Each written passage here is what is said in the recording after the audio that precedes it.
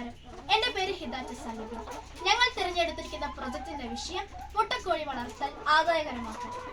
ഞങ്ങൾ ഈ വിഷയം തിരഞ്ഞെടുക്കാനുണ്ടായ പ്രധാനപ്പെട്ട കാരണം ഞങ്ങളുടെ ചുറ്റുവട്ടത്തുള്ള സാധാരണക്കാരായ കർഷകർക്കും വീട്ടമ്മമാർക്കും സുലഭമായി ഏർപ്പെടാവുന്ന കൃഷിയായിരുന്നു മുട്ടക്കോഴി കൃഷി.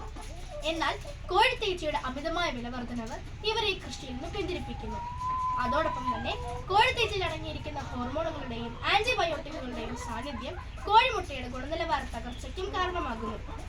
ഞങ്ങളുടെ പ്രോജക്റ്റിലൂടെയുള്ള പ്രധാനപ്പെട്ട ലക്ഷ്യങ്ങൾ എന്ന് പറയുന്നത് നമ്മുടെ ചുറ്റുവട്ടങ്ങളിൽ സുലഭമായ വാഴപ്പിണ്ടി കോഴിത്തീറ്റയിൽ ചേർക്കുന്നത് വഴി കോഴി കർഷകർ നേരിടുന്ന സാമ്പത്തിക നഷ്ടം ഒരു പരിധിവരെ കുറയ്ക്കുക.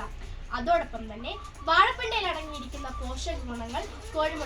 പോഷകഗുണങ്ങളിലൂടെ കോഴിമുട്ടയുടെ ഗുണനിലവാര വർധനവിന് കാരണമാകുക. ഞങ്ങളുടെ പ്രൊജക്റ്റിലൂടെയുള്ള പ്രധാനപ്പെട്ട കണ്ടെത്തലുകൾ സാധാരണക്കാരായ കർഷകർക്കും വീട്ടമ്മമാർക്കും സുലഭമായി ഏർപ്പെടാവുന്ന കൃഷിയായിരുന്നു മുട്ടക്കോഴി കൃഷി. എന്നാൽ ഈ കൃഷിയിൽ 60 മുതൽ 70% വരെ ചിലവ് വരുന്നത് കോഴിത്തീറ്റയാണ്. 1 കിലോ കോഴിത്തീറ്റയ്ക്ക് 35 രൂപയാണ്. ഒരു മുട്ടയ്ക്ക് കിട്ടുന്ന വില 8 രൂപയാണ്. കോഴിത്തീറ്റയുടെ വിലയുമായി താരതമ്യം ചെയ്യുമ്പോൾ കോഴി കർഷകൻ ഒരു കോഴിയിൽ നേരിടുന്ന നഷ്ടം ഏകദേശം 27 രൂപയാണ്. 1 കിലോ കോഴിത്തീറ്റയിൽ 900 ഗ്രാം വാഴപ്പിണ്ടി ചേർക്കുന്നതിലൂടെ ഒരു കർഷകനെ സംബന്ധിച്ചിടത്തോളം കിലോയിൽ ഏകദേശം 31 രൂപയാണ് ലാഭം വരുന്നത്.